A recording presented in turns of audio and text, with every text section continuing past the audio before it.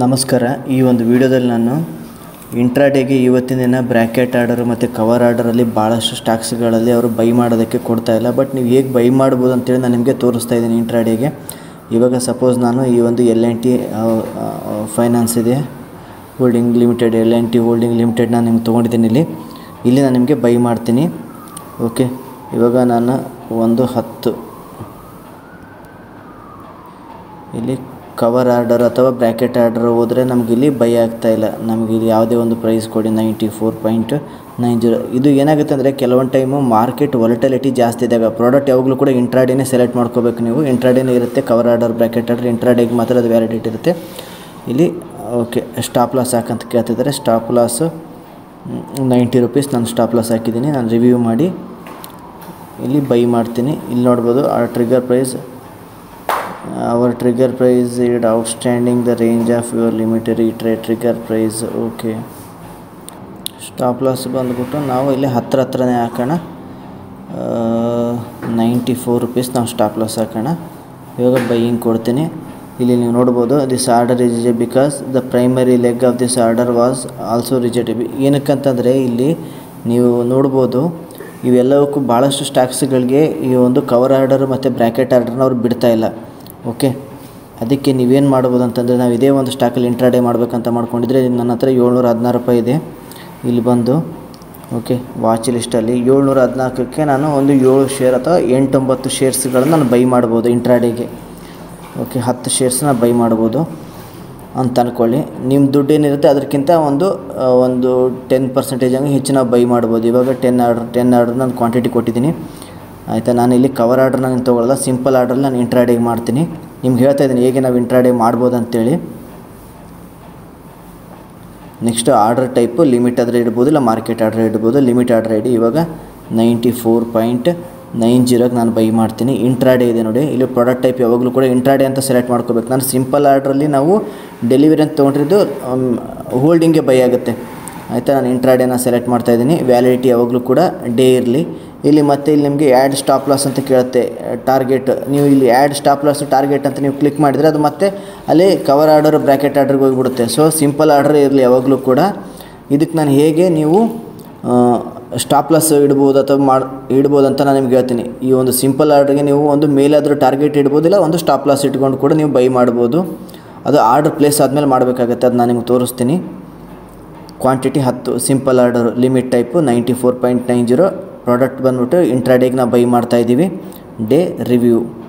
Okay, ಇವಾಗ ನಾನು buying ಇಟ್ಟಿದ್ದೀನಿ. ಓಪನಲ್ಲಿದೆ. ಯಾವಾಗಿದು 94.90 ಬರುತ್ತೋ ಆವಾಗಿದು ಆರ್ಡ್ರ್ ಬೈ ಆಗುತ್ತೆ. 94.95ದಲ್ಲಿ ಇದು ಟ್ರೇಡ್ ಆಗ್ತಾಯಿದೆ, ಈಗ ನಡೀತಾ ಇದೆ. ವೇಟ್ ಮಾಡೋಣ. ಇಲ್ಲಿ ಓಪನ್ ಆರ್ಡ್ರ್ ಇದೆ. ಓಕೆ, ಕ್ಲೋಸ್ ಆಯಿತು, ಆರ್ಡ್ರ್ ಕ್ಲೋಸ್ ಆಯಿತು. ಓಕೆ, ನಾವಿವಾಗ ಪೋರ್ಟ್ಫೋಲಿಯೋದಲ್ಲಿ ಪೊಸಿಷನಲ್ಲಿ ಬಂದರೆ ನೀವಿಲ್ಲಿ ನೋಡ್ಬೋದು ಇವಾಗ ಆರ್ಡ್ರ್ ಇದು ಆಲ್ರೆಡಿ ಪ್ಲೇಸ್ ಆಗಿದೆ. ನಾವು ಬೈ ಮಾಡಿದ ಪ್ರೈಸ್ ಬಂದ್ಬಿಟ್ಟು ಲಾಸ್ಟ್ ಟ್ರೇಡೆಡ್ ಪ್ರೈಸು 94. ಅದು ನಮ್ಮದು ಎವರೇಜ್ ಬೈಯಿಂಗ್ ಪ್ರೈಸ್ ಇರುತ್ತೆ. Buying average price 94.90. ಸೊ ಇವಾಗ ಆರ್ಡ್ರ್ ಇದು ಪ್ಲೇಸ್ ಆಗಿದೆ ಅಂದರೆ ಇಂಟ್ರಾಡೇ ನಾವು ಮಾಡ್ಬೋದು ಎಲ್ಲ ಸ್ಟಾಕ್ಸಲ್ಲೂ ಕೂಡ. ಓಕೆನಾ. ಸೊ ಇವಾಗ ಈ ಒಂದು ಆರ್ಡ್ರೆಲ್ಲ ಪ್ಲೇಸ್ ಆಗಿದೆ. ನಮ್ಮದು ಎವರೇಜ್ ಬೈಯಿಂಗ್ ಪ್ರೈಸ್ ಬಂದ್ಬಿಟ್ಟು 94.90 ಇದೆ. ಇವಾಗ ಲಾಸ್ಟ್ ಟ್ರೇಡೆಡ್ ಪ್ರೈಸ್ ಕೂಡ 94.90 ಇದೆ. ಇವಾಗ ನಾನು ನಿಮಗೆ ಸೆಲ್ ಮಾಡಿ ತೋರಿಸ್ತೀನಿ. ಇದಕ್ಕೆ ನಾವು ಸ್ಟಾಪ್ ಲಾಸು ಮತ್ತು ಟಾರ್ಗೆಟ್ನ ಹೇಗೆ ಇಡ್ಬೋದು ಅನ್ನೋದು ಕೂಡ ನಾನು ನಿಮಗೆ ತೋರಿಸ್ತಾ ಇದ್ದೀನಿ.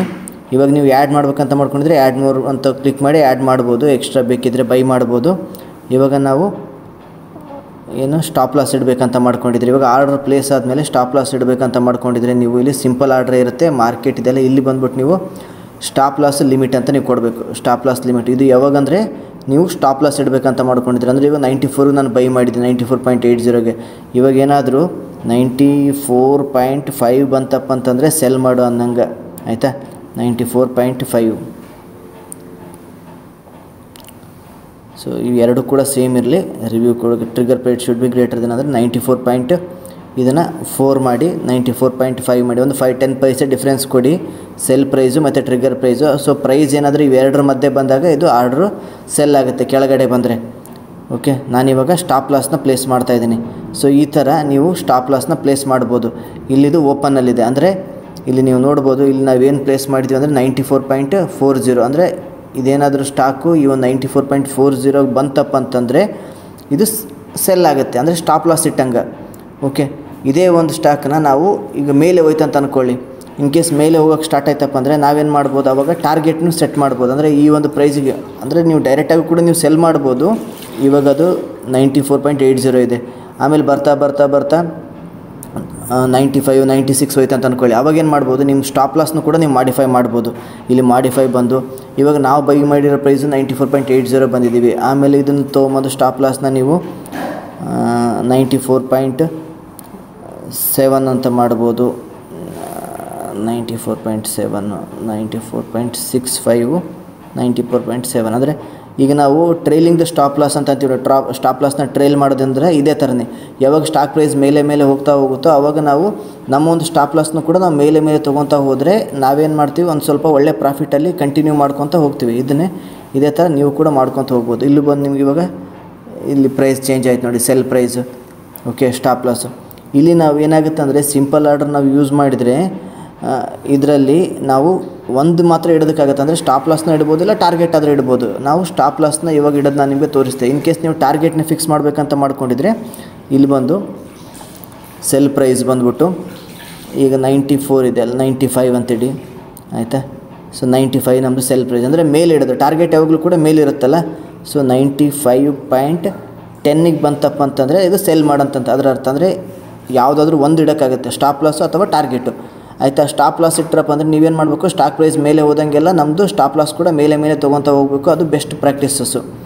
ಓಕೆ, ಟಾರ್ಗೆಟ್ ಅಂದರೆ ಇವಾಗ ಒಂದು ಸಲ ಇದು ಈ ಪ್ರೈಸಲ್ಲಿ ಬಂತಪ್ಪ ಅಂದರೆ ಸೆಲ್ ಆಗಿಬಿಡುತ್ತೆ ಅದು 95ಗೆ.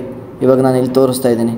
ಓಕೆ, ಮಾಡಿಫೈ ಮಾಡ್ತಾಯಿದ್ದೀನಿ ಆರ್ಡ್ರನ್ನ, ಆಯಿತಾ. ಇಲ್ಲಿ ನೀವು ನೋಡ್ಬೋದು 95. ಯಾವಾಗ ಇದೇನಾದರೂ ಸ್ಟಾಕ್ ಪ್ರೈಸು 94.90 ಇಂದ 95 ಅಥವಾ 95.10 ಬಂತಪ್ಪ ಅಂದರೆ ನಮ್ಮ ಆರ್ಡ್ರ್ ಏನಾಗಿಬಿಡುತ್ತೆ, ಎಕ್ಸಿಕ್ಯೂಟ್ ಆಗಿಬಿಡುತ್ತೆ. ಇದು ಸೆಲ್ ಆಗಿಬಿಡುತ್ತೆ ಇಮಿಡಿಯೇಟಾಗಿ.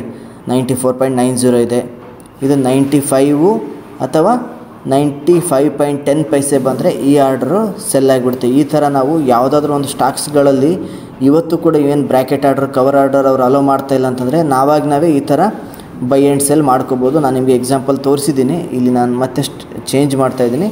ಇಲ್ಲ ನಿಮಗೆ ಸ್ಟಾಪ್ ಲಾಸೇ ಇಟ್ಟಿರ್ತೀರ, ಸ್ಟಾಕ್ ಪ್ರೈಸ್ ಆಲ್ರೆಡಿ ಮೇಲೆ ಹೋಗ್ತಾಯಿದೆ ಅಂದಾಗ ಯಾವುದಾದ್ರೂ ಒಂದು ಪ್ರೈಸಿಗೆ ಸೆಲ್ ಮಾಡೋಣ ಅಂತ ಅಂದ್ಕೊಂಡಿದ್ರೆ ಜಸ್ಟ್ ನೀವು ಸೆಲ್ ಮಾಡಿಬಿಡ್ಬೋದು. ಇವಾಗ 94.80 ಇದೆ. ನಾನು ನಿಮಗೆ ಅಂದರೆ ಇದೇ ಪ್ರೈಸ್ಗೆ ನಾನು ಸೆಲ್ ಮಾಡಿ ತೋರಿಸ್ತಾ ಇದ್ದೀನಿ. ಏನಕ್ಕಂದರೆ ನಾನು ನಿಮಗೆ ತೋರಿಸೋದಕ್ಕೋಸ್ಕರ ಈ ಒಂದು ವೀಡಿಯೋ ಮಾಡ್ತಾಯಿದ್ದೀನಿ. ಸೊ ಇವಾಗ ಸಪೋಸ್ ನೀವು ಯಾವಾಗೋ ಯಾವುದೋ ಒಂದು ಪ್ರೈಸಿಗೆ ಬೈ ಮಾಡಿರ್ತಾರೆ, ಇವಾಗ 94.90 ಆಗಿದೆ, ನಾನು ಇದೇ ಒಂದು ಪ್ರೈಸಿಗೆ ಸೆಲ್ ಮಾಡ್ತೀನಿ ಅಂತ ಅಂದ್ಕೊಳ್ಳಿ. ಆವಾಗ ಜಸ್ಟ್ ಇಲ್ಲಿ ಬಂದು ಸೆಲ್ ಪ್ರೈಸ್ ಒಂದೇ ಇಟ್ಬಿಟ್ರೆ ಸಾಕು. ಲಿಮಿಟ್ ಆರ್ಡ್ರ್ ಸೆಲ್ ಪ್ರೈಸ್ ಇಟ್ಟರೆ ಸಾಕು. 94.90 ಇದು ಯಾವಾಗ ಇದು 94.90 ಬರುತ್ತೆ ಆವಾಗ ನಿಮ್ಮದು ಆರ್ಡ್ರ್ ಇಮ್ಮಿಡಿಯೇಟಾಗಿ ಸೆಲ್ ಆಗಿಬಿಡುತ್ತೆ.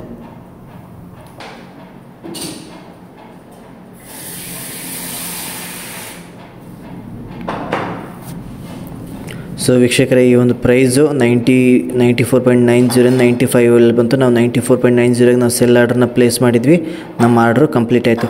ಸೊ ಈ ಥರ ನೀವೇ ಇಂಟ್ರಾಡೇದಲ್ಲಿ ಕವರ್ ಆರ್ಡರ್, ಬ್ರ್ಯಾಕೆಟ್ ಆರ್ಡರ್ ಕೊಡಲಿಲ್ಲ ಅಂದರೆ ಸಿಂಪಲ್ ಆರ್ಡ್ರ್ ಮೂಲಕ ನಾವು ಇಂಟ್ರಾಡೇನ ಮಾಡ್ಬೋದು.